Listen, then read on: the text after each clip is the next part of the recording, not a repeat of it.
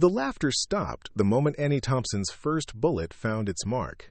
What had started as casual mockery from seasoned marksmen at the Blackwood Shooting Range turned into stunned silence as this petite 23-year-old from Wales proceeded to shatter every assumption they'd made about her.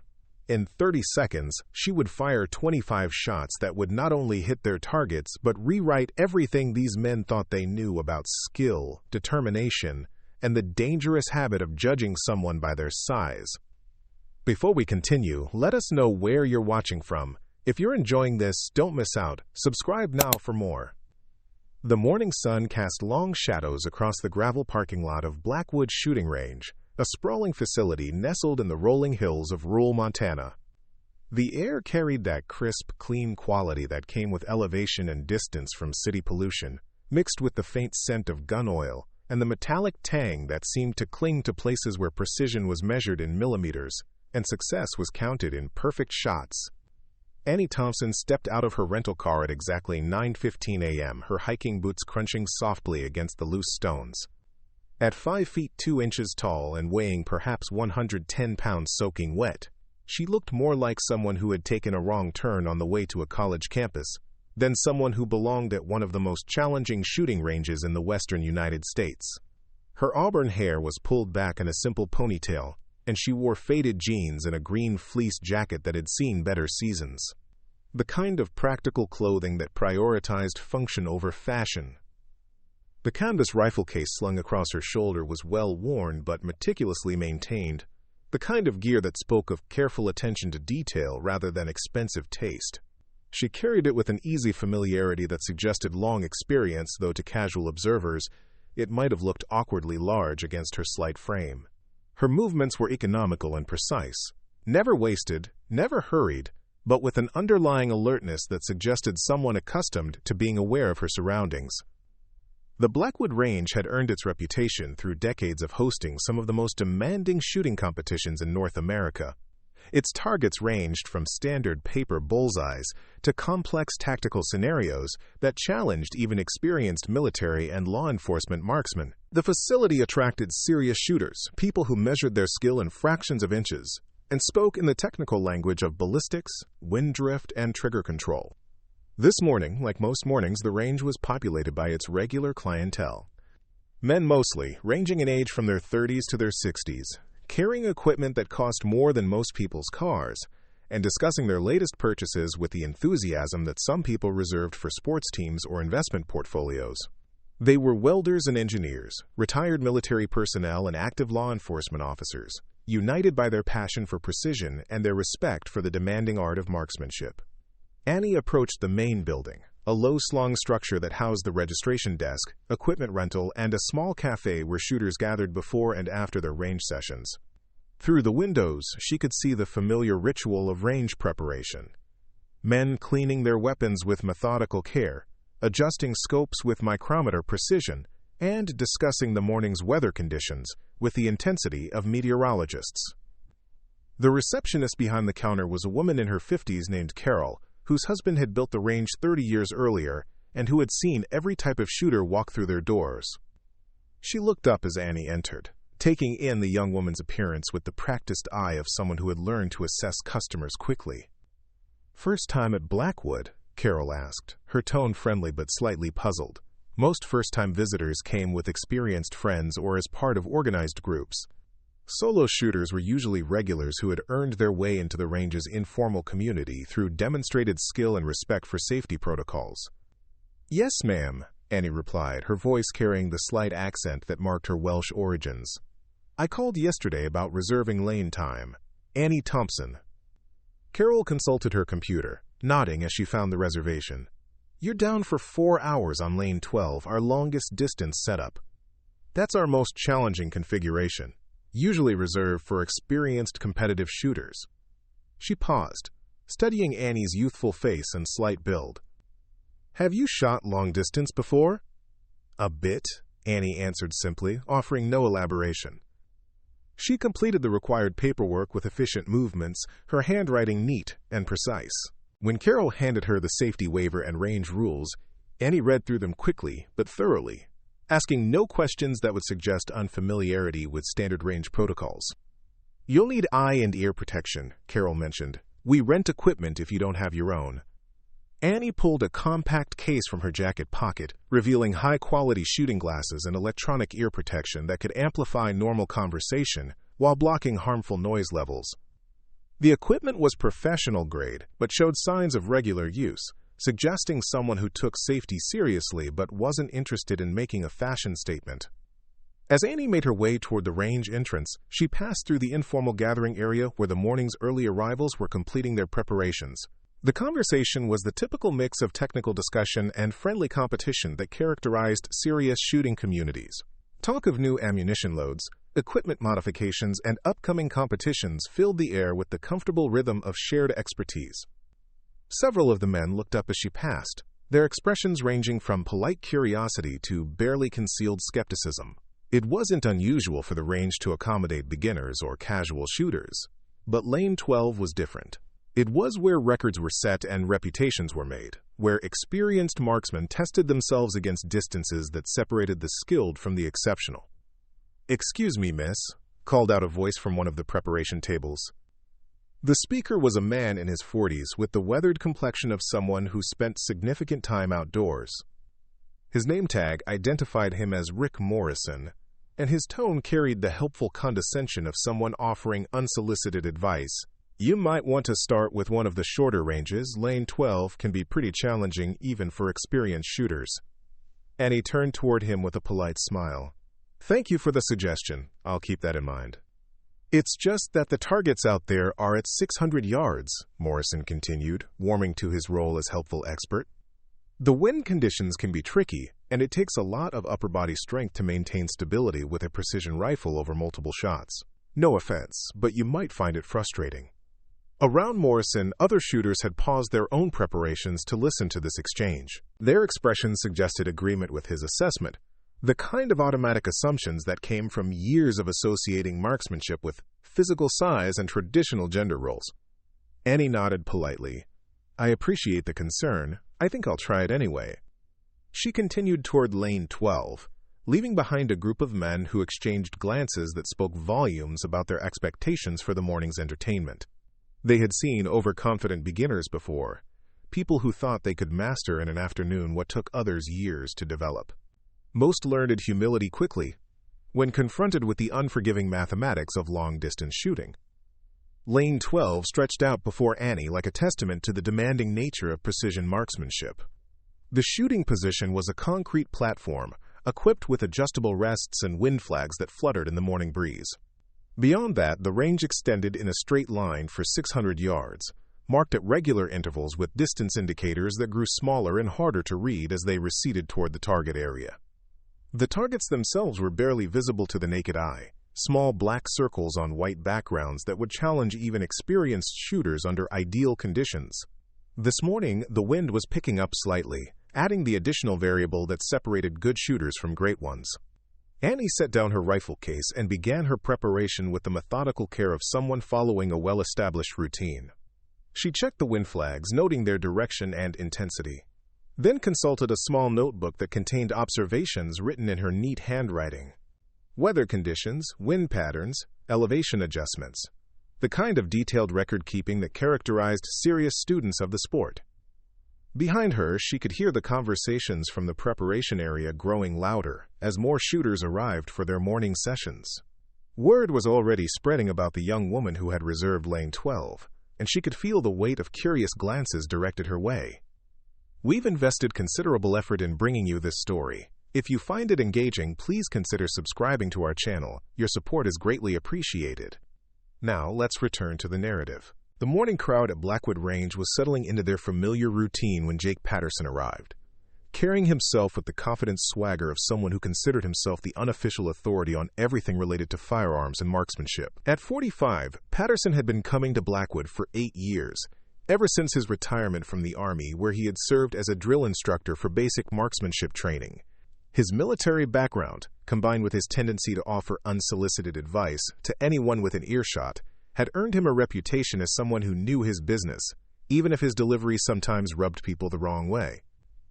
Patterson's equipment was impressive by any standard, a custom-built precision rifle that had cost more than most people's annual salary, a spotting scope that could resolve details at distances that challenged human vision, and enough accessories to stock a small gun shop.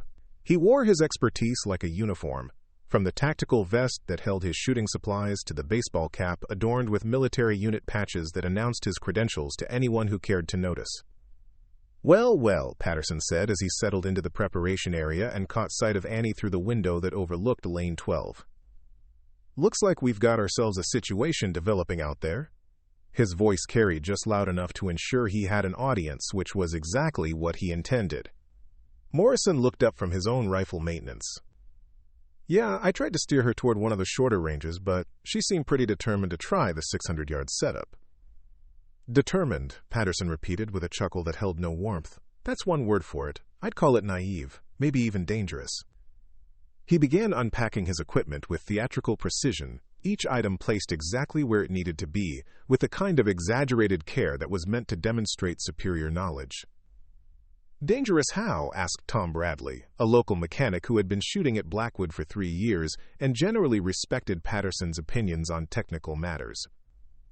Patterson paused in his setup to look directly at Bradley, relishing the opportunity to educate. "Look at her, Tom. She's what, maybe 110 pounds? A precision rifle system weighs 15 to 20 pounds fully loaded. Add in the bipod, the scope, the ammunition, and you're talking about managing equipment that's a significant percentage of her total body weight." He gestured toward the window where Annie could be seen methodically arranging her equipment on the shooting platform. "Marksmanship isn't just about pulling a trigger. It's about controlling recoil, maintaining stability through multiple shots, and having the physical presence to handle a weapon system that was designed for full-grown men in combat situations." Around the preparation area, several other shooters had begun to pay attention to Patterson's impromptu lecture. His military background gave his opinions weight with men who respected traditional authority, and his technical knowledge was generally sound, even if his conclusions were sometimes colored by assumptions he didn't recognize as assumptions. "Plus," Patterson continued, warming to his theme, "precision shooting requires upper body strength that most women simply don't possess. The ability to hold a shooting position steady for extended periods, to manage the weapon during rapid-fire sequences, to maintain accuracy when fatigue starts to set in. It's not about being sexist, it's about biology and physics." Morrison nodded in agreement. "I was trying to be polite about it, but yeah, that's exactly what I was thinking.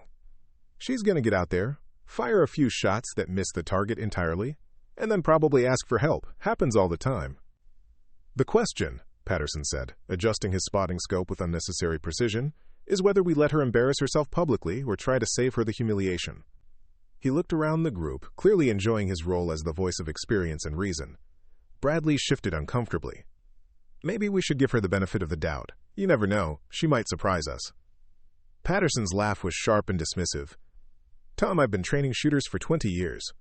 I can tell within 5 minutes whether someone has the physical and mental capabilities to handle precision marksmanship. That girl out there is trying to prove something to herself or someone else, and she's going to learn a hard lesson about the difference between wanting to do something and being able to do it."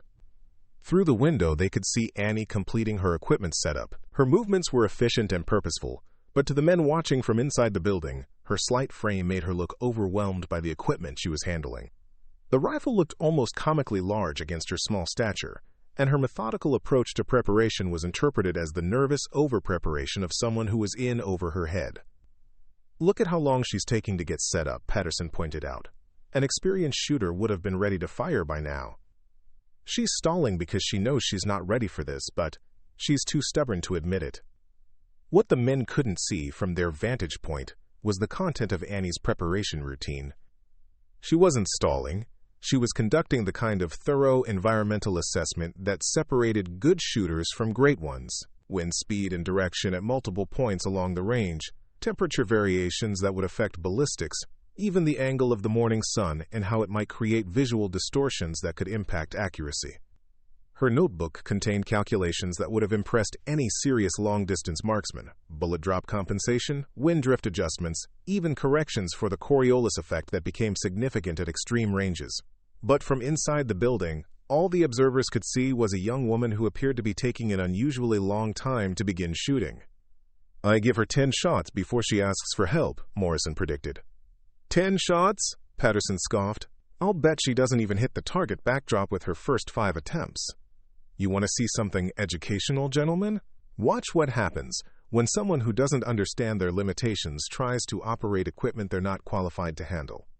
The group had grown to include most of the morning's early arrivals, drawn by Patterson's confident predictions, and the opportunity to witness what they expected would be a textbook example of overconfidence meeting reality. Their conversation had taken on the tone of spectators at a sporting event, complete with predictions and informal wagering about how quickly Annie would admit defeat. Maybe someone should go out there and offer to help, suggested Bradley, though his tone indicated he didn't really want to volunteer for the task. No, Patterson said firmly. Sometimes the best education comes from letting people discover their own limitations. She'll figure it out soon enough, and maybe next time she'll listen when someone with experience tries to give her good advice. Outside on lane 12, Annie had completed her preparation and was settling into her shooting position. Even from their distant vantage point, the men could see that she was adopting a prone position behind the rifle, her small frame dwarfed by the weapon system she was attempting to control. This should be interesting, Patterson said, raising his binoculars to get a better view of what he expected would be a brief and unsuccessful shooting session. What none of them realized was that Annie Thompson had been preparing for this moment for most of her life, and the assumptions they were making about her capabilities were about to be challenged in ways that would force them to reconsider everything they thought they knew about marksmanship, determination, and the dangerous habit of judging people by their appearance rather than their abilities. The morning sun climbed higher over Blackwood Range, and the first shots of what would become a legendary shooting session were about to be fired.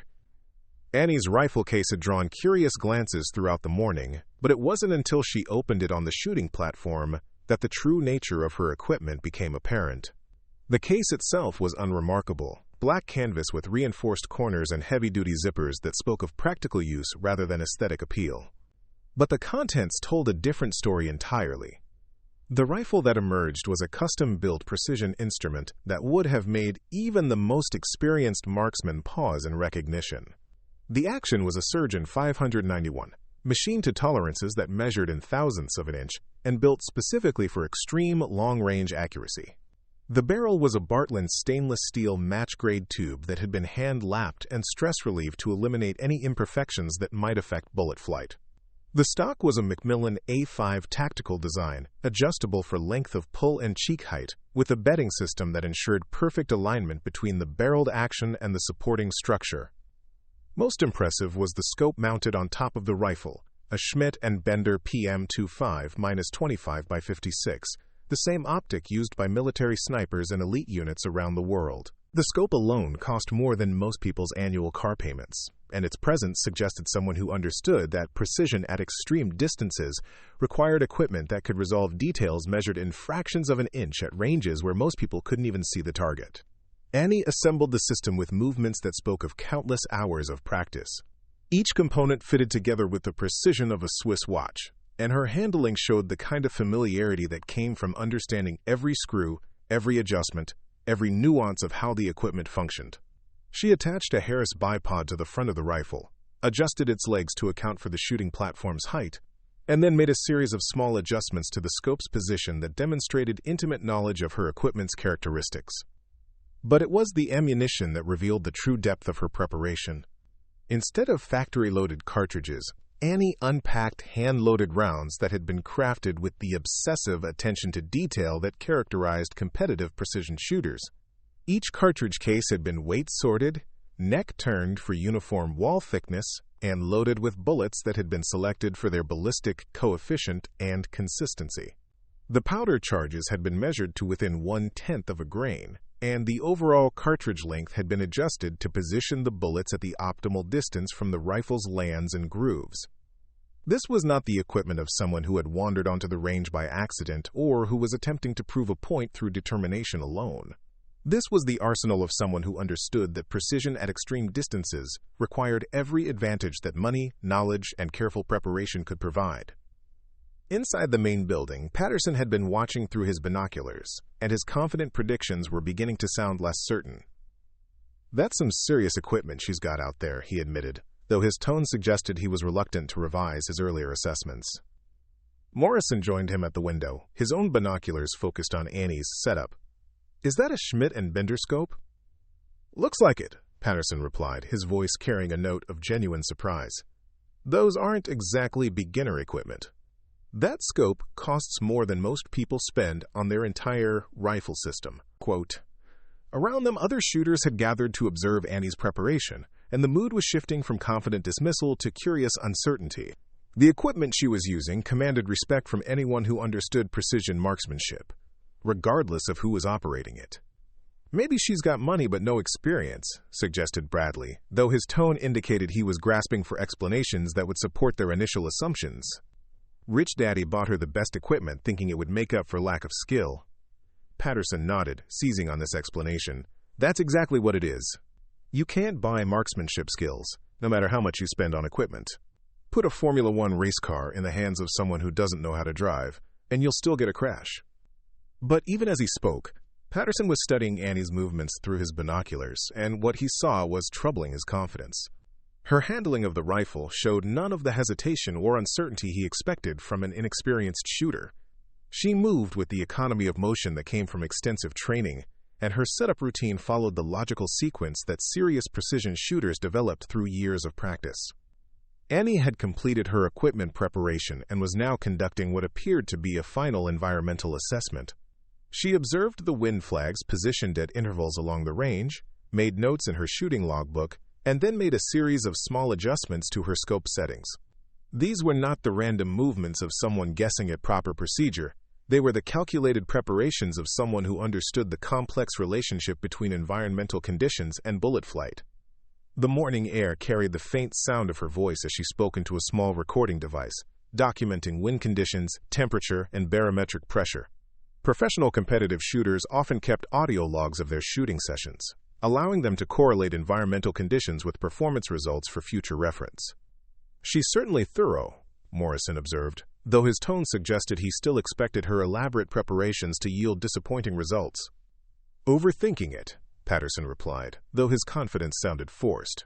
"Analysis paralysis. She's so worried about all the technical details that she's going to psych herself out before she even fires a shot." Quote, what Patterson couldn't hear from inside the building was the content of Annie's recorded observations. Her voice was calm and professional as she documented conditions that would affect her shooting. Wind from the southwest at 8 to 10 miles per hour, gusts to 12. Temperature 72 degrees and rising. Barometric pressure 30.15 inches and steady. Light angle approximately 20 degrees from vertical, potential for minor mirage effects at target distance. These were not the random observations of someone playing at being a serious shooter. They were the precise documentation of environmental factors that would influence bullet flight over a 600-yard distance, recorded with the systematic approach of someone who understood that consistency in precision shooting came from controlling every variable that could be controlled and accounting for those that couldn't. Annie settled into her final shooting position, her small frame disappearing behind the bulk of the precision rifle system. From the observer's perspective inside the building, she looked almost comically overwhelmed by the equipment, like a child playing with adult tools. But her positioning was textbook perfect, body aligned behind the rifle to manage recoil effectively, left hand supporting the forend with just enough pressure to provide stability without inducing stress into the system, right eye positioned at the optimal distance from the scope's eyepiece. The rifle's bipod was adjusted to provide rock-solid support, and Annie made a final series of micro-adjustments to ensure that her natural point of aim was perfectly aligned with the target. This was advanced marksmanship technique, the kind of attention to detail that separated recreational shooters from those who competed at national levels. "All right," Patterson announced to the gathered observers, raising his binoculars for what he expected would be an educational demonstration of why expensive equipment couldn't substitute for proper training and physical capability. "Let's see what happens when theory meets reality."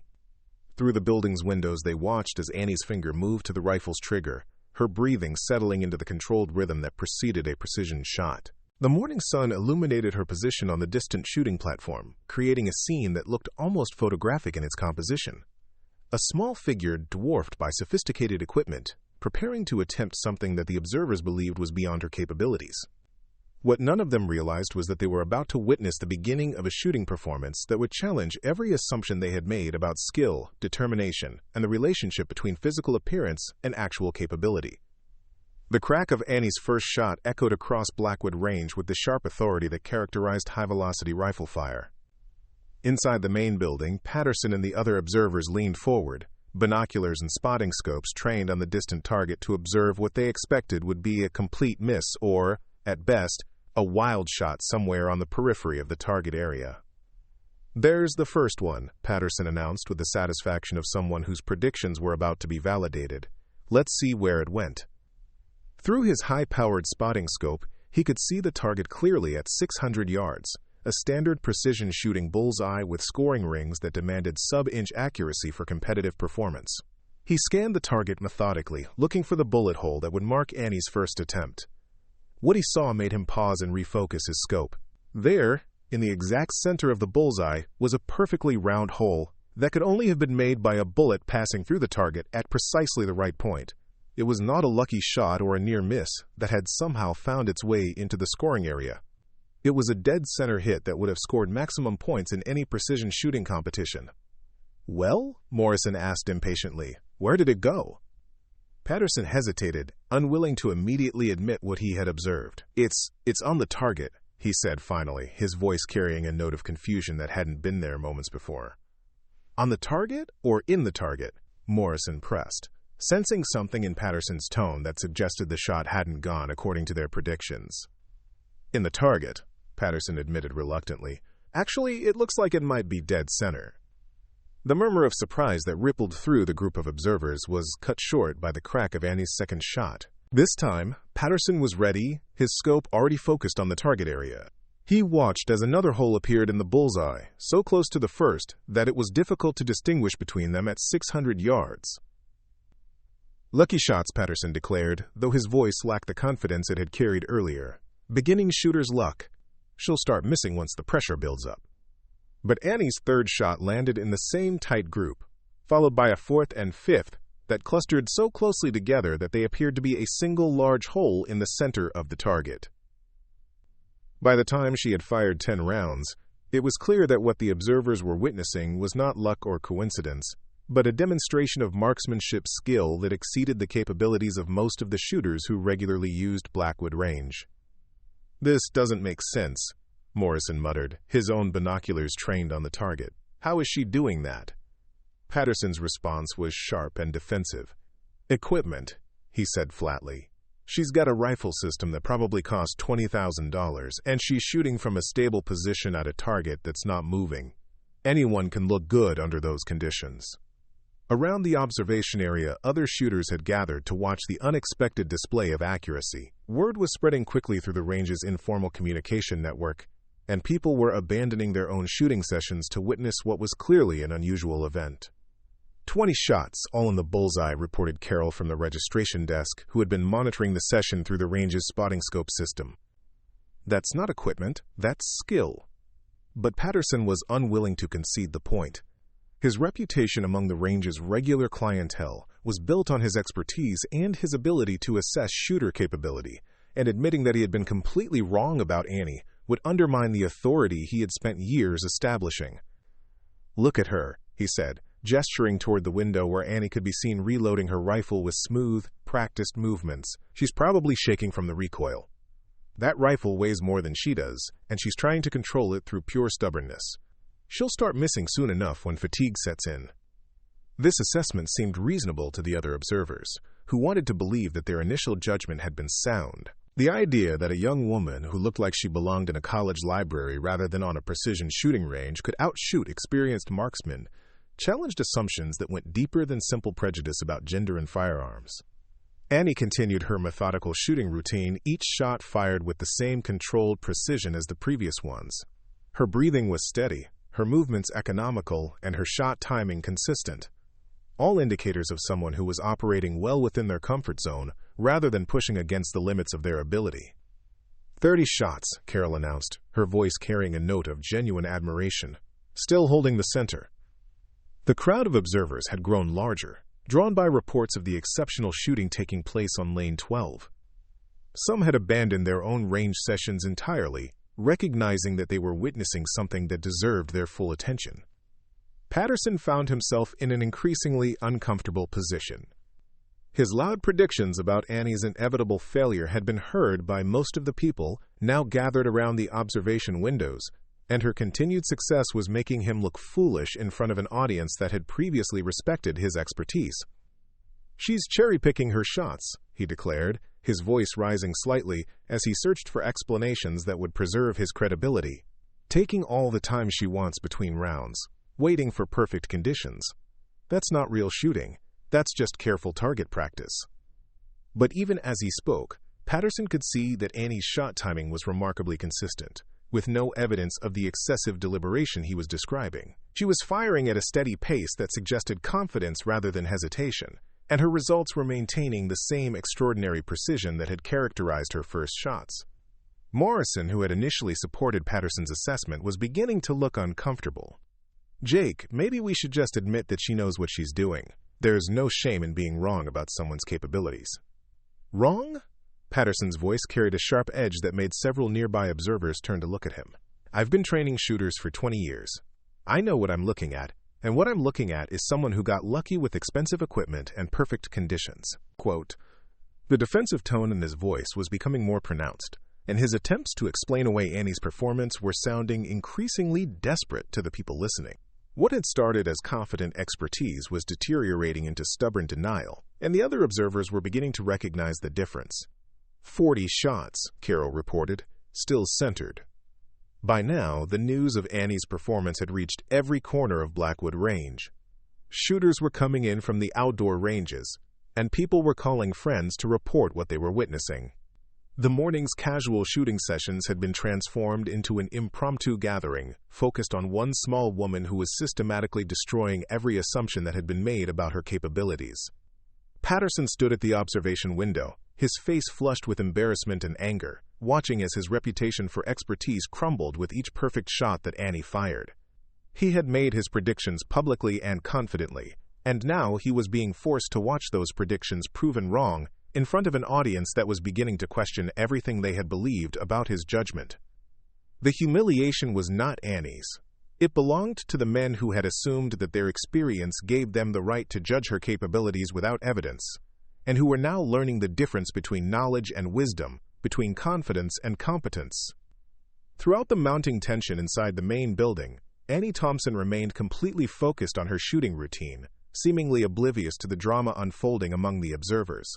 Her concentration was absolute, the kind of mental discipline that allowed elite performers to block out distractions and maintain peak performance under pressure. She had been aware of the scrutiny from the moment she arrived at Blackwood Range, but years of training had taught her that external opinions were irrelevant to the task at hand. Between shots, Annie's routine never varied. She would cycle the bolt of her rifle with smooth precision, extracting the spent cartridge case and chambering a fresh round.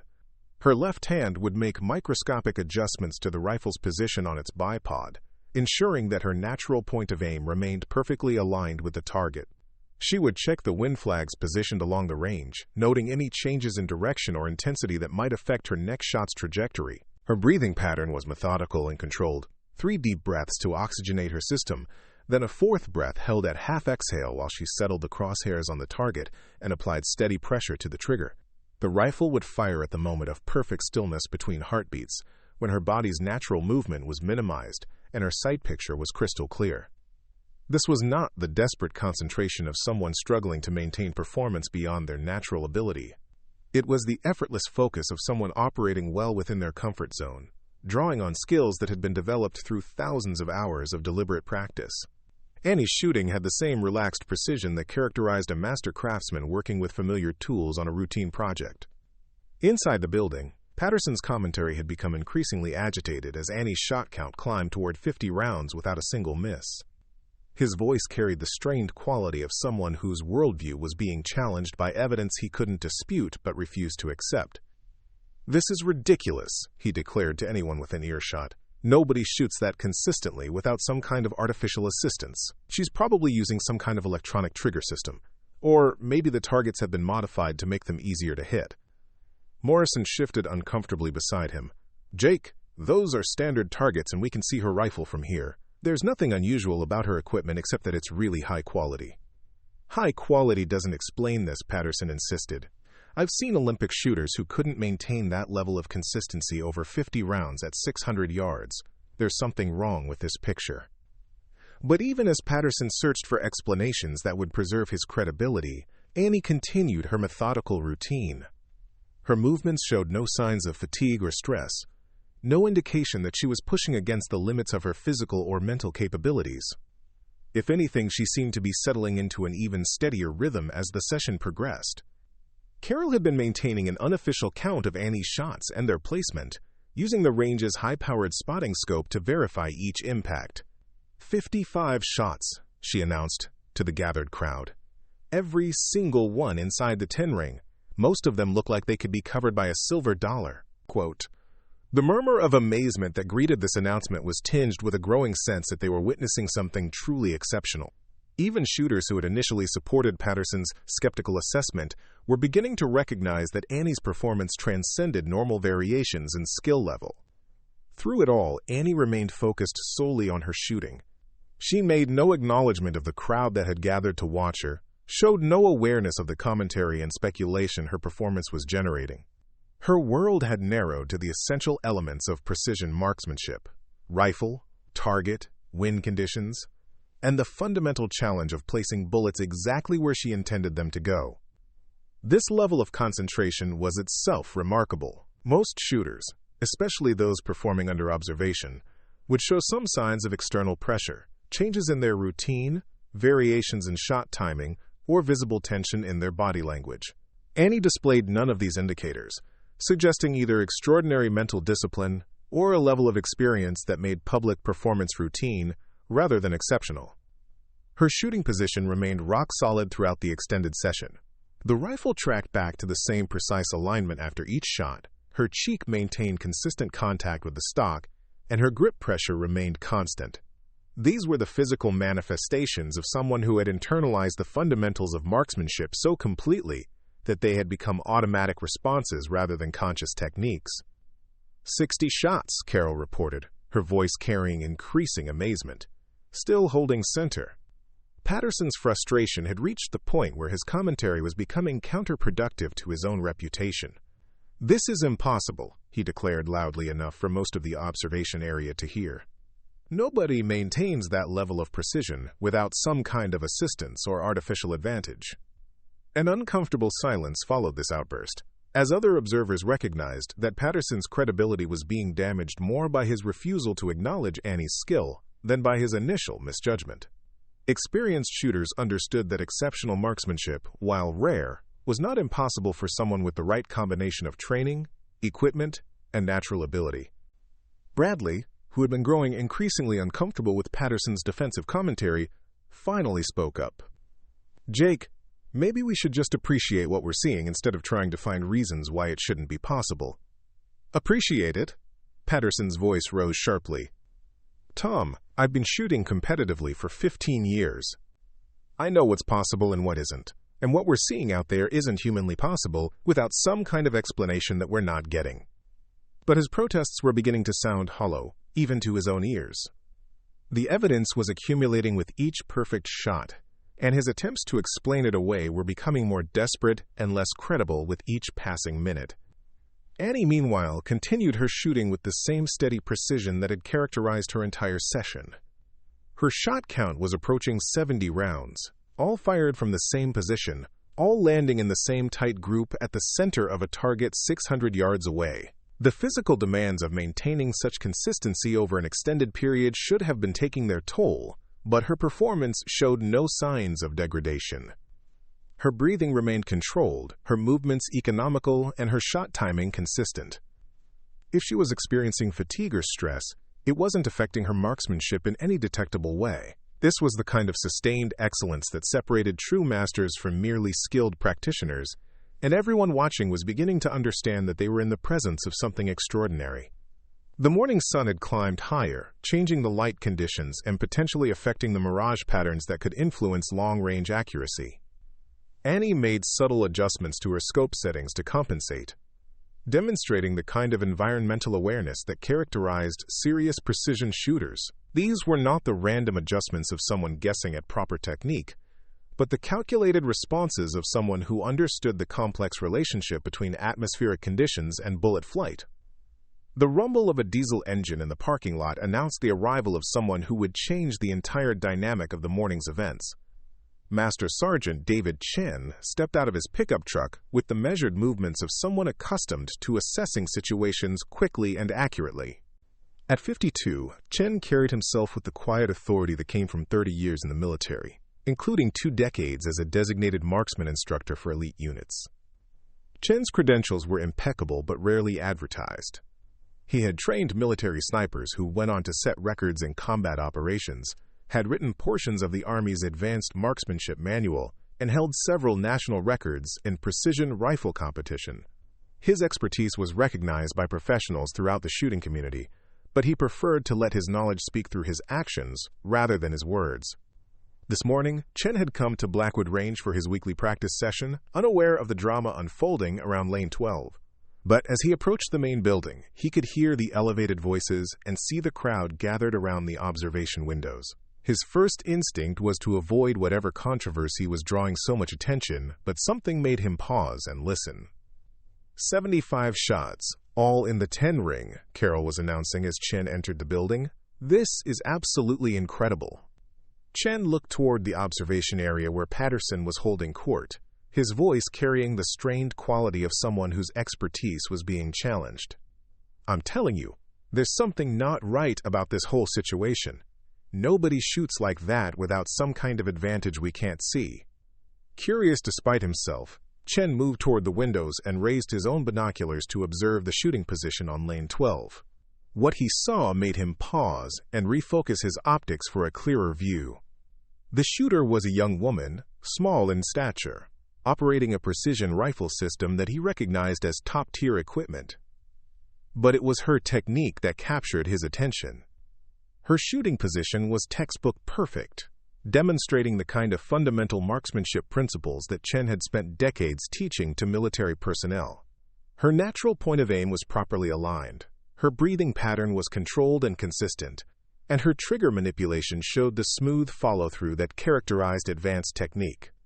Chen watched her fire 3 shots in succession, each one landing in the same tight group at the center of the distant target. The rifle's recoil was managed perfectly, with no disruption to her shooting position and no visible impact on her concentration. This was not luck or expensive equipment compensating for poor technique. This was exceptional marksmanship being demonstrated by someone who had clearly invested significant time and effort in developing their skills. Who is she? Chen asked Carol, nodding toward Lane 12. Annie Thompson, Carol replied. First time here, but she's been shooting like this for over an hour. Every shot dead center. Chen studied Annie's technique for several more shots, noting details that the other observers had missed. Her rifle handling showed familiarity with the specific equipment she was using, suggesting that this was her personal weapon system rather than borrowed gear. Her shot timing was consistent but not mechanical, indicating that she was reading wind conditions and making real-time adjustments rather than simply repeating a memorized routine. Most importantly, her performance showed no signs of degradation despite the extended shooting session. Maintaining precision over 70-plus shots required not just technical skill but exceptional physical conditioning and mental discipline. The fact that her groups remained tight indicated someone operating at a very high level of competency. Has anyone talked to her? Chen asked. Jake over there tried to warn her off earlier, Carol replied, gesturing toward Patterson. Said she was too small to handle the equipment and should start with shorter ranges. He's been getting more worked up as her shooting got better. Chen listened to Patterson's latest commentary with growing irritation. The man was clearly more concerned with preserving his reputation than with acknowledging exceptional performance when he saw it. His attempts to explain away Annie's shooting were becoming increasingly desperate and less credible with each passing minute. 80 shots, Carol announced. Still holding center. Chen made a decision. He walked over to where Patterson was holding court, his approach drawing attention from the gathered observers who recognized his reputation even if they didn't know his full credentials. Afternoon, Jake, Chen said quietly, his tone neutral but carrying subtle authority. Interesting shooting session out there. Patterson turned toward Chen with visible relief, recognizing someone whose expertise might support his position. Dave, thank God someone with real experience is here. You need to take a look at what's happening on lane 12. Something's not right about this whole situation. Quote. Chen nodded toward the window. I've been watching for the last 10 minutes. What exactly do you think is wrong? Nobody shoots that consistently, Patterson declared, especially not someone who looks like that. She's maybe 110 pounds, and she's trying to control a rifle system that weighs 20 pounds. It's physically impossible to maintain that level of precision over 80 shots. Chen looked out at Annie's shooting position, then back at Patterson. Jake, have you actually observed her technique, or are you just looking at her size? The question carried a subtle challenge that made several observers pay closer attention to the conversation. Chen's reputation commanded respect, and his willingness to question Patterson's assessment suggested that there might be more to consider than physical appearance. I've been shooting competitively for 15 years, Patterson replied, his voice taking on a defensive edge. I know what's possible and what isn't. What we're seeing out there defies everything I know about marksmanship fundamentals. Chen was quiet for a moment, studying Patterson's face. Then he spoke with a patient tone of someone correcting a fundamental misunderstanding. Jake, what you're seeing out there is someone demonstrating advanced marksmanship technique with equipment that's perfectly suited to their capabilities. Her shooting position is excellent, her recoil management is textbook, and her consistency indicates someone who has invested significant time in developing their skills. Patterson's face flushed as he realized that Chen was not going to support his position. Dave, you can't seriously believe that someone her size can outshoot experienced marksmen using nothing but technique. Size has very little to do with precision shooting, Chen replied evenly. Marksmanship is about consistency, concentration, and understanding your equipment. Physical strength matters for some aspects of shooting, but not for the kind of precision we're observing. The conversation had drawn the attention of everyone in the observation area, and the dynamic was shifting noticeably. Chen's calm expertise was providing a counterpoint to Patterson's increasingly desperate explanations, and other observers were beginning to recognize the difference between knowledge and opinion. Let me ask you something, Jake, Chen continued. Have you actually evaluated her equipment and technique, or are you making assumptions based on what you think someone should look like to be a good shooter? The silence that followed this question was uncomfortable, as Patterson realized that his credibility was being challenged by someone whose expertise was unquestionable. Around the observation area, other shooters were beginning to understand that they had been witnessing something remarkable rather than impossible, and their assessment of the morning's events was shifting accordingly. Outside on lane 12, Annie continued her methodical shooting routine, unaware that her performance was being defended by someone whose opinion carried significant weight in the precision shooting community. Her shot count was approaching 90 rounds, and her consistency remained as remarkable as it had been from the beginning. Chen raised his binoculars for another look at her technique, noting details that confirmed his assessment. This was not someone struggling to manage equipment beyond their capabilities. This was someone demonstrating mastery of their craft, and anyone with the knowledge to recognize excellence was seeing it displayed in real time. Chen's patience with Patterson's defensive commentary had reached its limit. As someone who had spent 3 decades evaluating marksmanship performance at the highest levels, he recognized expertise when he saw it, and Annie Thompson was demonstrating skills that deserved respect rather than skepticism. The time had come to address Patterson's behavior directly.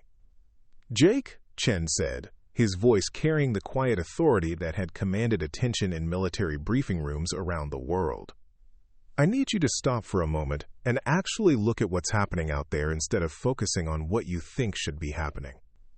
Patterson's face reddened at the implicit criticism, but Chen's reputation made direct confrontation inadvisable. Dave, I'm just trying to understand how someone with no apparent experience can outshoot people who have been doing this for years.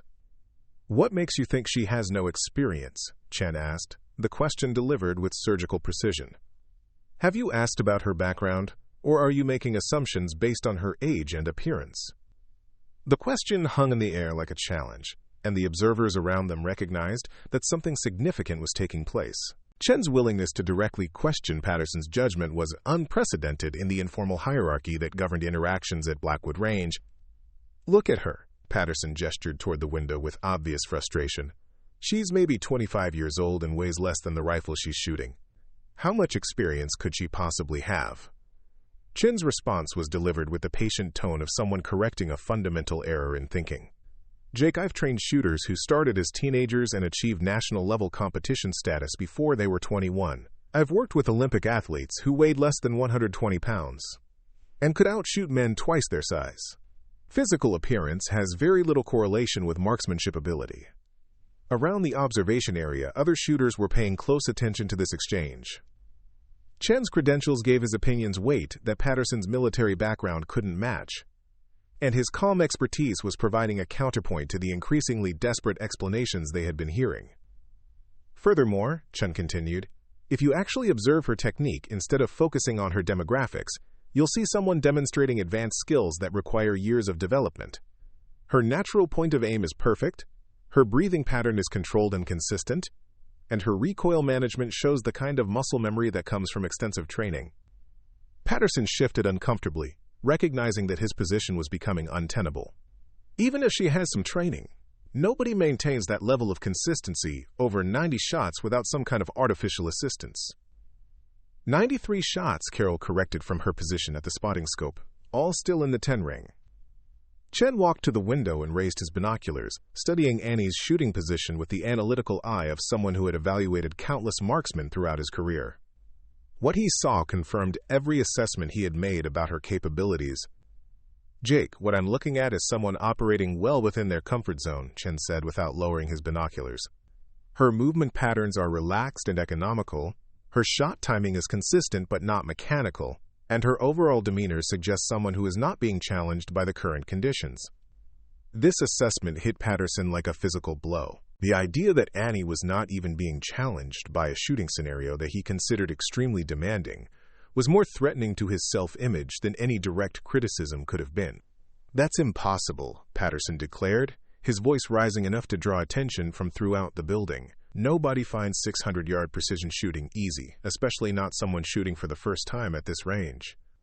Chen finally lowered his binoculars and turned to face Patterson directly.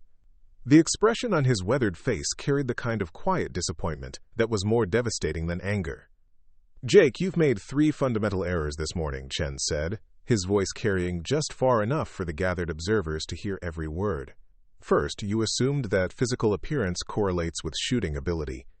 Second, you dismissed evidence that contradicted your assumptions instead of revising your assessment. Third, you've prioritized protecting your ego over acknowledging exceptional performance. The silence that followed this statement was profound. Patterson stood frozen, recognizing that his reputation among the range's regular clientele was being systematically dismantled by someone whose expertise was unquestionable.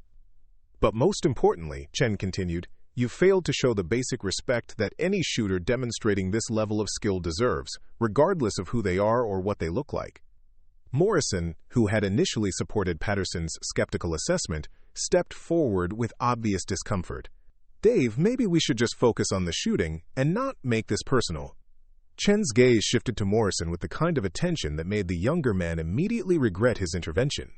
Rick, this became personal the moment you and Jake decided to mock someone based on assumptions rather than evidence. What we're witnessing out there is remarkable marksmanship that deserves appreciation, not skepticism.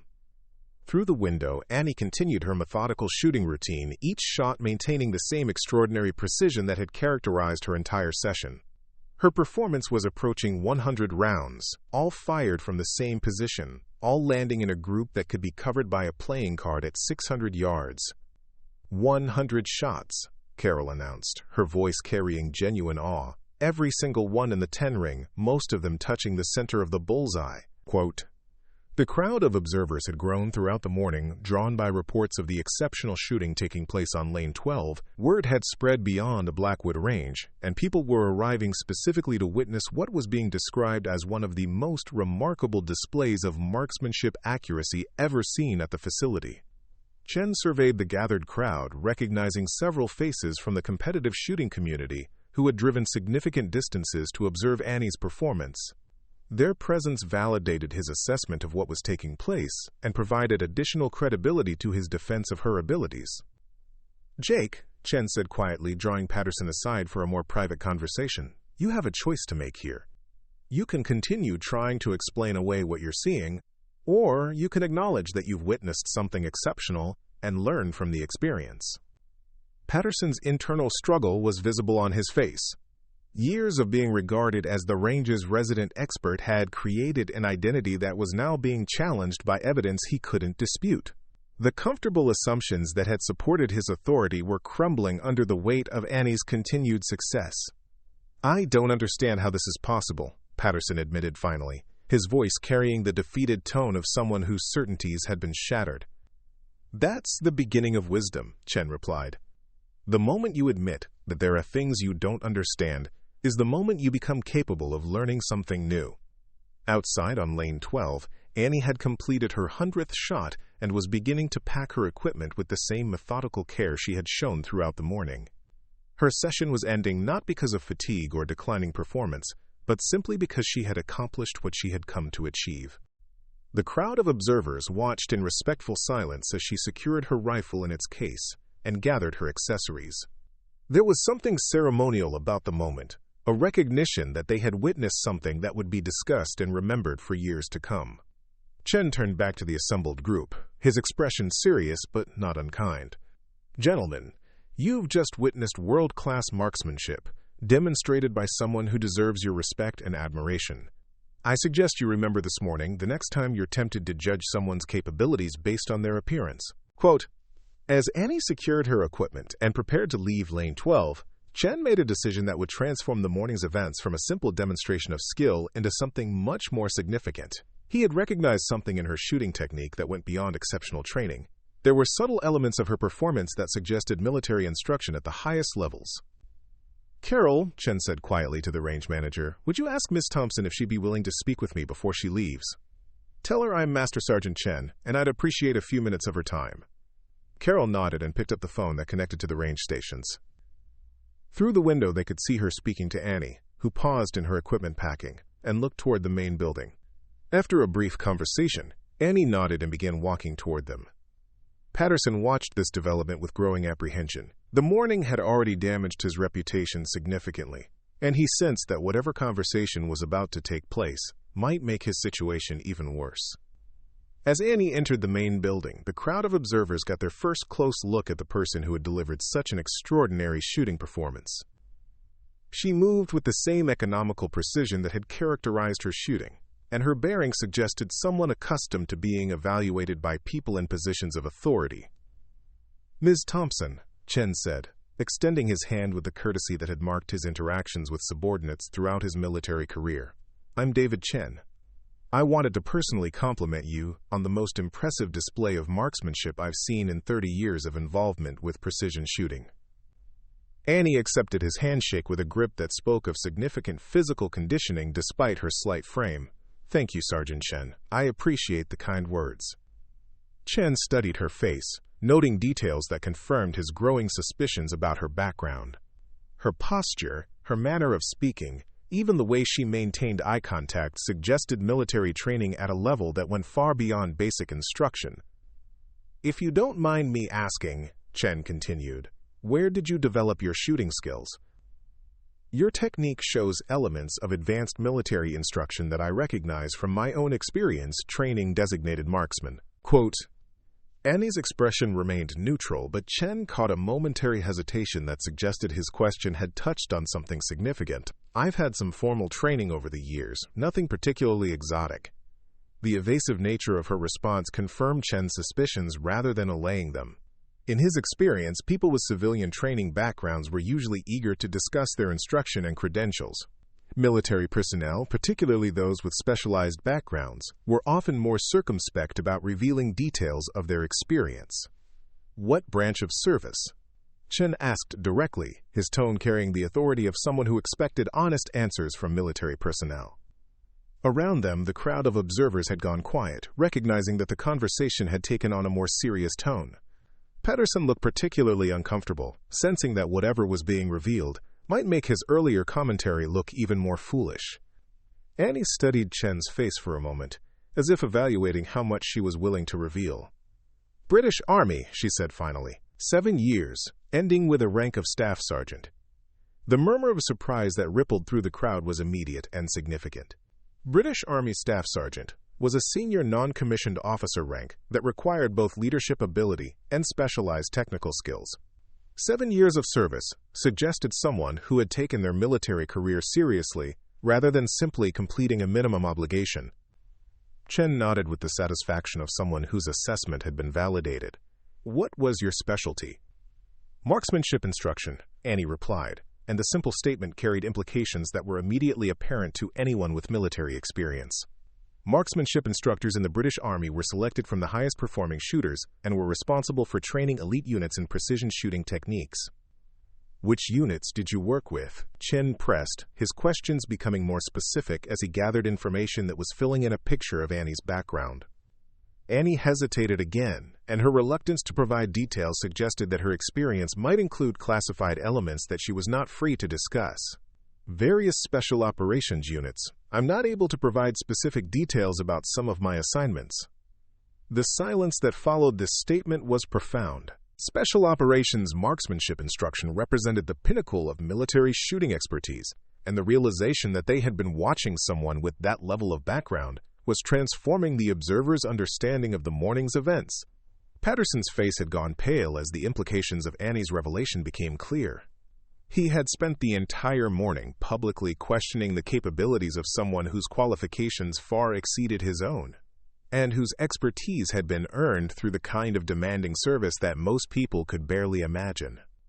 "How long have you been out of service?" Chen asked, his tone carrying the respect that one professional showed to another.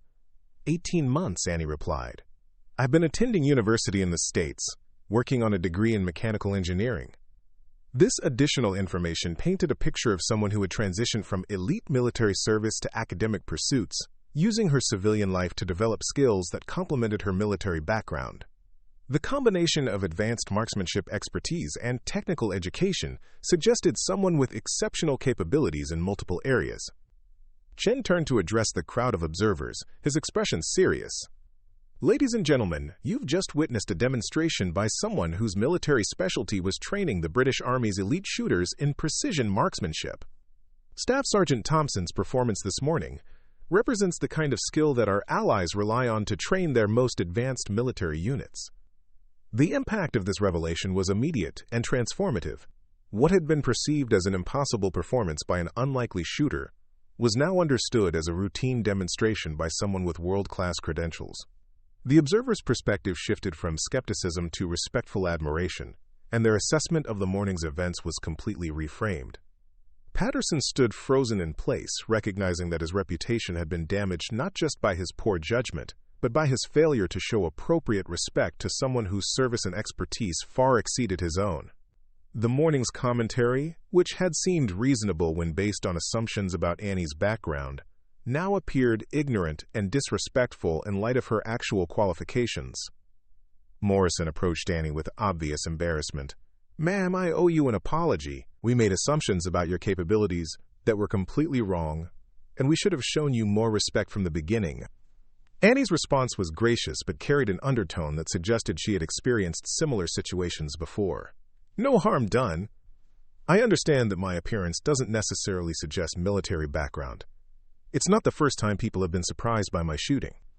Chen nodded with understanding. Unfortunately, civilian populations often have limited exposure to the diversity of military service members. They tend to assume that expertise looks a certain way, when in reality, the military selects people based on ability rather than appearance. The conversation was providing education for the observers, who were learning not just about Annie's background, but about the broader reality of military service and the dangers of making assumptions based on stereotypes rather than evidence. Word of Annie's performance and military background spread through Blackwood Range's network with the speed that characterized significant news in tight-knit communities. Within an hour of her revelation, phone calls were being made to contacts throughout the precision shooting world, and people with expertise in military marksmanship were being asked to verify what was being reported from the Montana range. Chen had remained at the range after Annie's departure, fielding questions from observers who were trying to understand the full implications of what they had witnessed. His own military contacts were providing additional context about British Army marksmanship programs and the qualifications required for special operations instruction. "I made some calls," Chen announced to the group that had gathered in the range's main room. "Annie Thompson's credentials are legitimate and impressive. She was selected for marksmanship instruction after achieving scores that placed her in the top 1% of British military shooters. Patterson sat in uncomfortable silence, nursing a cup of coffee and avoiding eye contact with the other people in the room. The morning's events had fundamentally altered his standing within the range's informal hierarchy, and he was still struggling to process the magnitude of his error in judgment. "What kind of training do special operations marksmanship instructors receive?" asked Bradley, who had been quieter since Annie's background was revealed. Chen's response carried the weight of professional knowledge. "They attend advanced courses that most military personnel never see. Long-range precision shooting, urban marksmanship, training methodology, equipment evaluation. They're responsible for preparing elite units for operations, where a single shot can determine mission success or failure." The implications of this information were sobering for the observers who had spent the morning questioning Annie's capabilities. They were beginning to understand that her performance at Blackwood Range represented a casual demonstration of skills that had been developed for much more demanding applications. Carol had been researching British Army marksmanship programs on her computer, and her findings provided additional context. According to what I'm reading here, marksmanship instructors for special operations units are required to maintain shooting standards that exceed those of competitive marksmen. They have to be able to demonstrate techniques under stress conditions that simulate combat environments. This information helped explain not just Annie's accuracy, but her remarkable consistency throughout the extended shooting session. Someone trained to maintain performance under combat stress would find the controlled conditions at a civilian range relatively manageable, regardless of the length of the session. Morrison had been making his own inquiries, contacting friends with military backgrounds who might have information about British Army programs. "I talked to a guy the first know who worked with British forces in Afghanistan," he reported. "He said their marksmanship instructors were legendary for their shooting ability.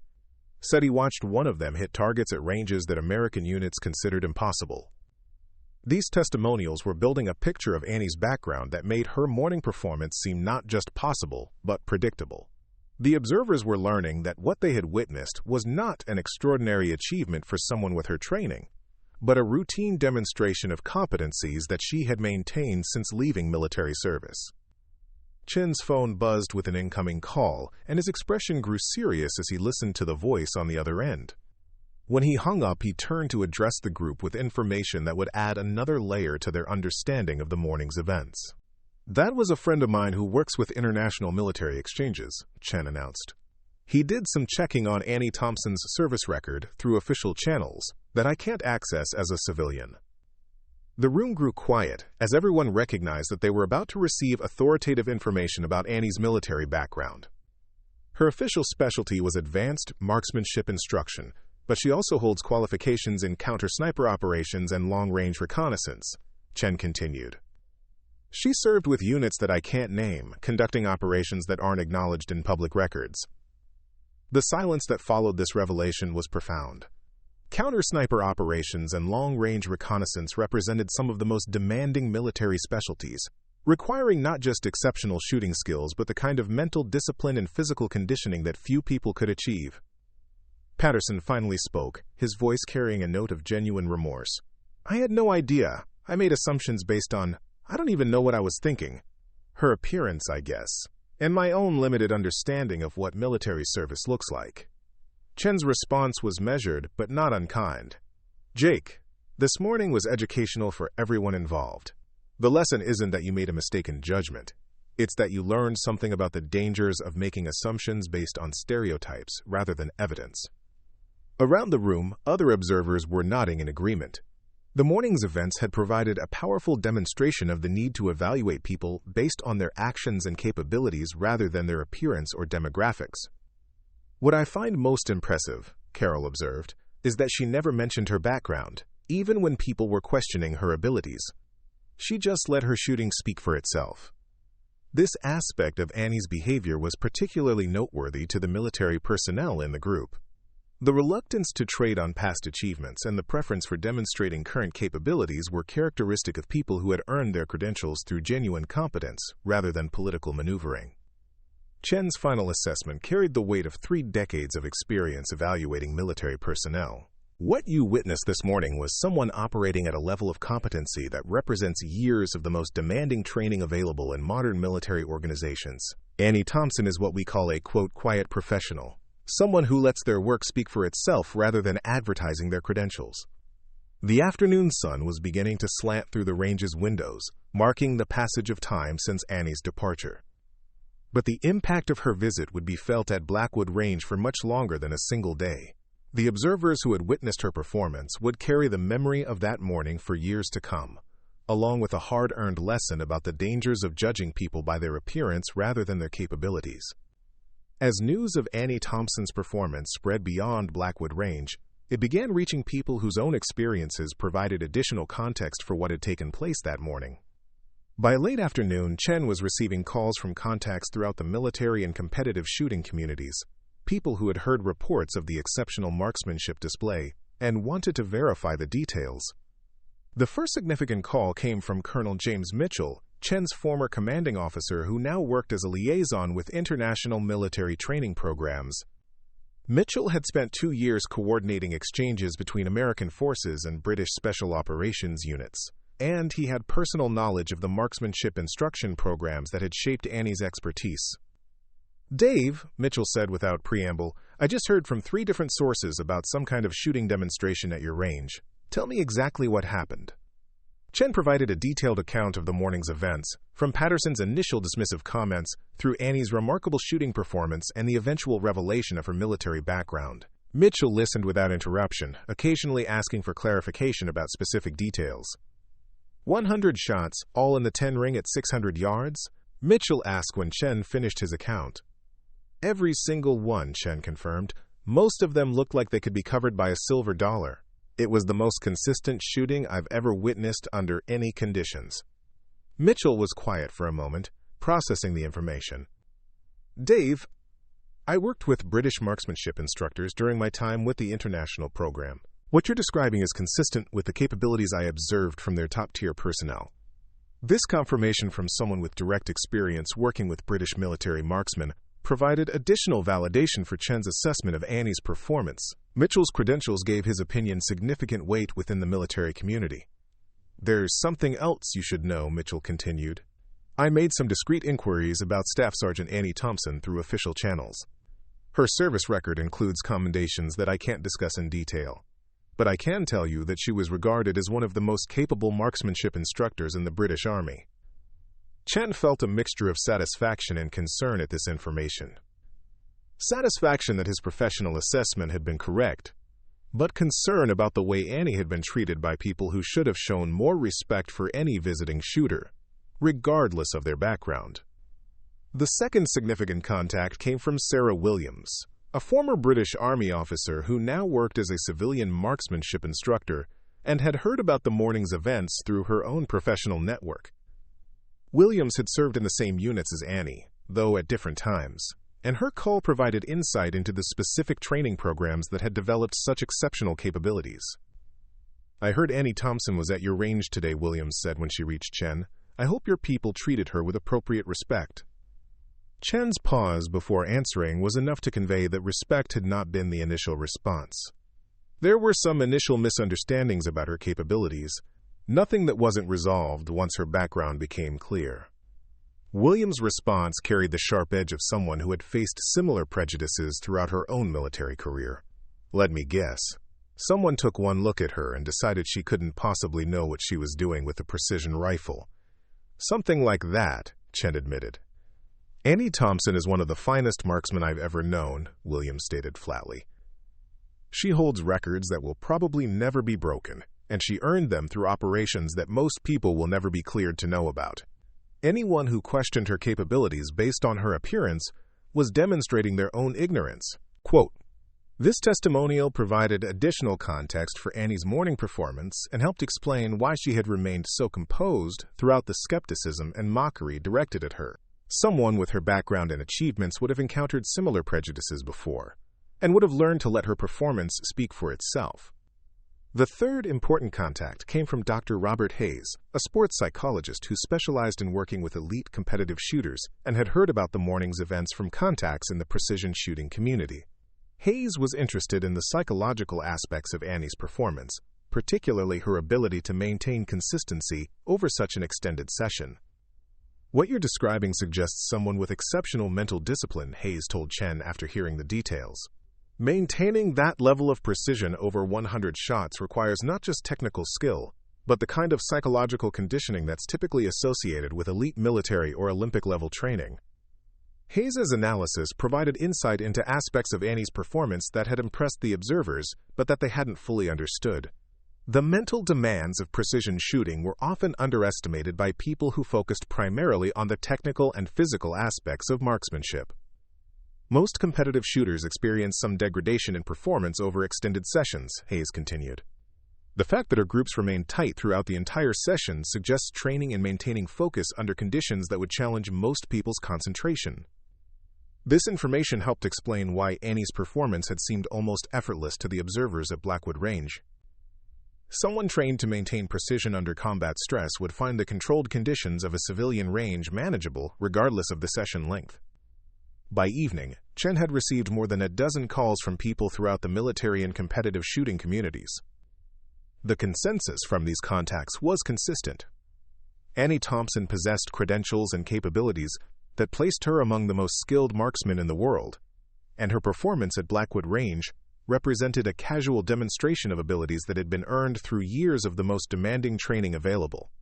Patterson had remained at the range throughout the afternoon, listening to these conversations and gradually coming to terms with the magnitude of his error in judgment. Each testimonial about Annie's capabilities made his morning commentary seem more ignorant and disrespectful. "Dave," Patterson said finally, approaching Chen as the afternoon wound down, "I need to find a way to apologize to her properly. What I said this morning was completely out of line, and I want to make it right." Chen studied Patterson's face, recognizing genuine remorse rather than simple embarrassment. "Jake, the best apology would be learning from this experience and making sure it doesn't happen again. Annie's probably dealt with similar situations before, but that doesn't make it acceptable." Around the range, other people who had witnessed the morning's events were having similar conversations about respect, assumptions, and the need to evaluate people based on their actions rather than their appearance. Annie Thompson's visit had provided a powerful lesson that would influence how they approach similar situations in the future. The day that had begun with casual prejudice and dismissive commentary was ending with a broader understanding of excellence, respect, and the dangerous habit of judging people by their demographics rather than their capabilities. Annie's shooting had been remarkable, but the lessons learned by the observers might prove to be even more valuable in the long term. The story of Annie Thompson's performance at Blackwood Range spread through the shooting community with the viral intensity that characterized truly remarkable events. By the following morning, social media posts, forum discussions, and phone conversations had carried the account to ranges, gun shops, and military installations across the country. Each telling added new details and perspectives, but the core narrative remained consistent. A young woman had been dismissed and mocked based on her appearance, only to demonstrate shooting skills that exceeded those of her critics by an extraordinary margin.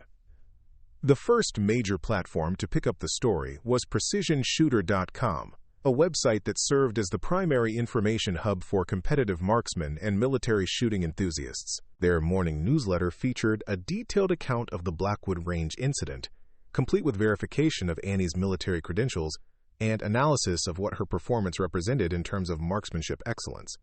Staff Sergeant Annie Thompson's demonstration yesterday represents the kind of shooting that most marksmen spend their entire careers trying to achieve, wrote the website's editor, a former Marine sniper named Marcus Rodriguez. 100 consecutive shots in the 10 ring at 600 yards is not just impressive, it's the kind of consistency that separates world-class shooters from everyone else. The article went on to discuss the broader implications of the incident, particularly the tendency for civilian shooters to underestimate military personnel who didn't fit their preconceived notions of what a soldier should look like. Rodriguez's analysis resonated with readers who had experienced similar prejudices or witnessed them directed at others. Military Times picked up the story next, focusing on the international aspects of Annie's service and the quality of British Army marksmanship training. Their article included quotes from American military personnel who had worked with British Special Operations units and could verify the exceptional standards required for marksmanship instruction positions. "The British Army's marksmanship instructors are among the finest shooters in the world," stated Colonel Patricia Ross, who had served as a liaison with NATO forces. "Their selection process and training standards produce individuals capable of performance that most people would consider impossible." The story reached social media through multiple channels, with videos and photographs from Blackwood Range circulating on platforms dedicated to firearms, military service, and competitive shooting. The visual evidence of Annie's tight shot groups provided compelling proof of the accuracy being described, and the contrast between her slight frame and the precision rifle she had used emphasized the lesson about not judging capabilities by appearance. YouTube channels dedicated to shooting sports began producing analysis videos, breaking down Annie's technique and discussing the training methodologies that could produce such consistent accuracy. These technical discussions helped educate viewers about the complexity of precision marksmanship and the years of dedicated practice required to achieve elite-level performance. The story also found its way into more mainstream media outlets, where it was presented as a broader narrative about gender stereotypes and the dangers of making assumptions based on appearance. These articles focused less on the technical aspects of marksmanship and more on the social dynamics that had created the initial conflict at Blackwood Range. Within military communities, the story sparked discussions about respect for service members and the need to recognize that expertise came in many forms. Training sergeants used Annie's experience as an example in classes about diversity and inclusion, demonstrating how prejudice could blind people to exceptional capabilities. The response from the international shooting community was particularly strong, with British marksmen expressing pride in Annie's representation of their training programs and disappointment in the initial treatment she had received. Several prominent British shooters posted messages of support, describing their own experiences with similar prejudices when competing or training abroad. Patterson found himself at the center of unwanted attention as word spread about his role in the morning's events. His initial dismissive comments had been witnessed by enough people that his name became associated with the incident, and he began receiving messages from people throughout the shooting community, expressing their disappointment in his behavior. The weight of this scrutiny forced Patterson to confront not just his specific error in judgment regarding Annie, but broader patterns in his thinking that had led to that mistake. He began reaching out to people he had similarly underestimated in the past, attempting to make amends for attitudes he was now recognizing as problematic. Chen, meanwhile, found his defense of Annie being celebrated as an example of how experienced professionals should respond when they witnessed exceptional performance being dismissed due to prejudice. His willingness to challenge Patterson's assumptions publicly had earned him respect throughout the community and reinforced his reputation as someone who valued excellence regardless of its source. The broader shooting community was using Annie's story as a catalyst for examining their own attitudes and assumptions. Range owners began implementing training programs focused on customer service and respect for all visitors, recognizing that prejudice could cause them to overlook or mistreat individuals with exceptional capabilities. Blackwood Range's management recognized that the morning's events represented both a crisis and an opportunity. The facility's reputation had been damaged by the treatment Annie received, but the story's viral spread also provided a chance to demonstrate institutional growth and commitment to respecting all shooters regardless of their appearance or demographics. Carroll convened a meeting with the range's senior staff and board of directors within 48 hours of Annie's visit. The discussion focused on developing policies and training programs that would prevent similar incidents from occurring in the future and would position Blackwood Range as a leader in creating inclusive environments for all shooting enthusiasts. "We failed Annie Thompson," Carroll stated bluntly at the beginning of the meeting. "Our contractors made assumptions based on her appearance, rather than treating her with the respect that any visitor deserves. We need to address this systematically to ensure it doesn't happen again." The first step was implementing mandatory training for all range personnel, including contractors and part-time employees. The curriculum would cover unconscious bias, customer service excellence, and the diversity of backgrounds found within the shooting community. Special emphasis would be placed on recognizing that expertise came in many forms, and that assumptions based on appearance were both wrong and potentially insulting to highly qualified individuals. The range also established a new policy requiring that all personnel treat every visitor with baseline respect and courtesy, regardless of their perceived experience level or background. This policy was designed to prevent the kind of condescending behavior that had characterized the initial interactions with Annie. More significantly, Blackwood Range reached out to Annie directly, extending a formal apology for the treatment she had received, and inviting her to return as a guest instructor for advanced marksmanship clinics. The invitation recognized her exceptional qualifications and provided an opportunity for the range to demonstrate its commitment to learning from the incident. Ms.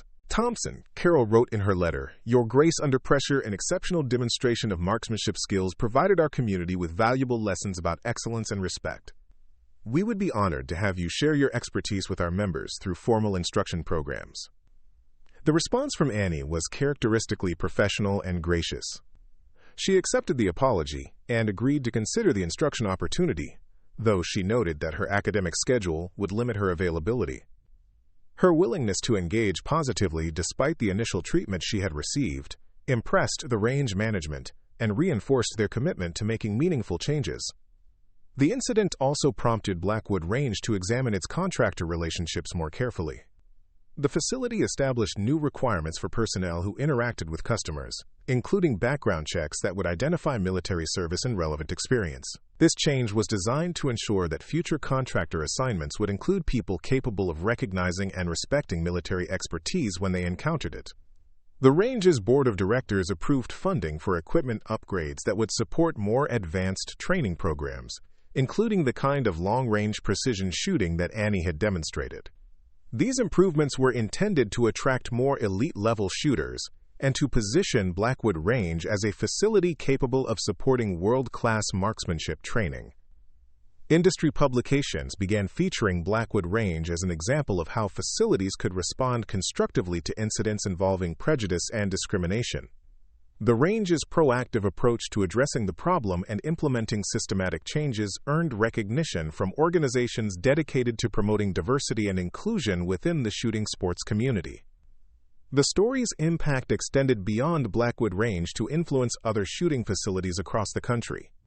Range owners and managers began reviewing their own policies and training programs, recognizing that similar incidents could occur anywhere and that proactive measures were preferable to reactive damage control. Professional shooting organizations used Annie's experience as a case study in their instructor development programs, emphasizing the importance of treating all students and visitors with respect, regardless of their appearance or perceived experience level. These discussions helped educate shooting instructors about the diversity of backgrounds within the military and competitive shooting communities. The broader firearms industry also took notice of the incident and its implications. Manufacturers and retailers began examining their own marketing and customer service approaches, recognizing that assumptions about their customer base might be limiting their ability to serve diverse populations effectively. Within 6 months of Annie's visit, Blackwood Range had implemented comprehensive changes to its operations, staff training, and facility capabilities. The transformation was so complete that the range began attracting visitors specifically because of its reputation for treating all shooters with respect and for providing facilities capable of supporting elite-level training. 6 months after Annie Thompson's visit to Blackwood Range, the facility had become something entirely different from what it had been on that sunny morning when prejudice and assumptions had created an uncomfortable confrontation. The changes implemented in response to the incident had transformed not just the range's policies and procedures, but the entire culture of the facility and its place within the broader shooting community. Patterson stood at the same observation window where he had made his dismissive comments about Annie's capabilities, but his perspective had undergone a fundamental transformation. The months following the incident had forced him to confront uncomfortable truths about his own assumptions and prejudices, leading to a process of personal growth that had been both painful and necessary. "I was wrong about everything," Patterson admitted to Chen as they watched a young shooter preparing for a long-range session on Lane 12. "Not just about Annie, but about my whole approach to evaluating people. I let my ego and my assumptions blind me to what was actually happening right in front of me." Chen nodded with the understanding of someone who had witnessed similar transformations throughout his military career. "Jake, the important thing is that you learn from the experience. That's more than a lot of people manage to do when they're confronted with evidence that challenges their assumptions." The shooter they were observing was Maria Santos, a 19-year-old college student who had been initially met with skepticism similar to what Annie had experienced. But the lessons learned from the earlier incident had created a completely different reception. Instead of dismissive comments, Maria had received respectful assistance and encouragement from range personnel who had learned to evaluate people based on their actions rather than their appearance. "She's really good," Patterson observed as Maria fired a series of shots that grouped tightly around the center of her target. 6 months ago, I probably would have made some stupid comment about her age or experience level. Now I just watch and appreciate good shooting when I see it. The transformation in Patterson's attitude reflected a broader change throughout Blackwood Range's community. The incident with Annie had served as a catalyst for examining assumptions and prejudices that had previously gone unchallenged, leading to a more inclusive and respectful environment for all shooters. Annie herself had returned to the range twice as a guest instructor, conducting advanced marksmanship clinics that were attended by shooters from across the region. Her teaching sessions had become legendary within the shooting community, not just for the technical expertise she shared, but for the grace and professionalism she demonstrated, despite the initial treatment she had received. She never mentioned what happened that first morning, Carol reflected as she watched Maria's shooting session. Just focused on helping people improve their skills and understand the discipline required for precision marksmanship. That's the mark of a true professional. The range's reputation had been enhanced rather than damaged by the incident and its aftermath. The facility's commitment to learning from mistakes and implementing meaningful changes had earned respect throughout the shooting community, and Blackwood Range was now regarded as a model for how organizations could address prejudice and discrimination constructively.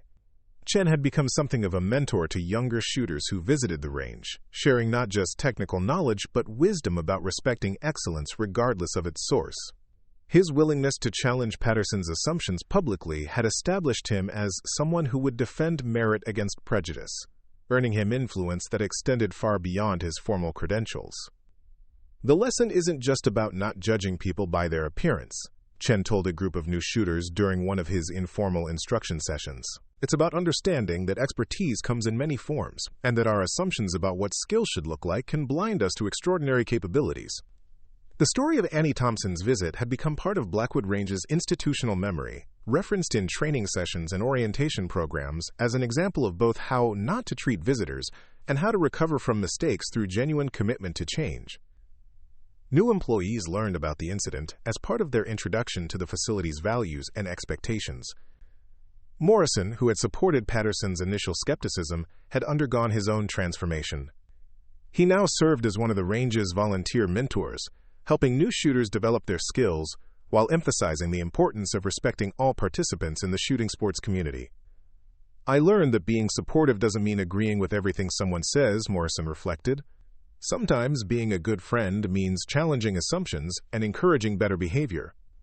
As the afternoon sun slanted through the range's windows, casting familiar shadows across the observation area, the people gathered there represented a community that had been fundamentally changed by one morning's events. They had learned that excellence could appear in unexpected forms, that assumptions based on appearance were both wrong and harmful, and that personal growth was possible even for people who thought they had nothing left to learn. Maria Santos completed her shooting session with results that would have impressed anyone, regardless of their preconceptions about young shooters. The respectful applause she received from the observers represented not just appreciation for good marksmanship, but recognition of a lesson learned about judging people by their actions rather than their appearance. The transformation was complete. Where prejudice and assumption had once created conflict and embarrassment, respect and open-mindedness now created an environment where excellence could be recognized and celebrated regardless of its source. Annie Thompson's visit had lasted only a few hours, but its impact would influence Blackwood Range for years to come. Up next, you've got 2 more standout stories right on your screen. If this one hit the mark, you won't want to pass these up. Just click and check them out. And don't forget to subscribe and turn on the notification bell so you don't miss any upload from us.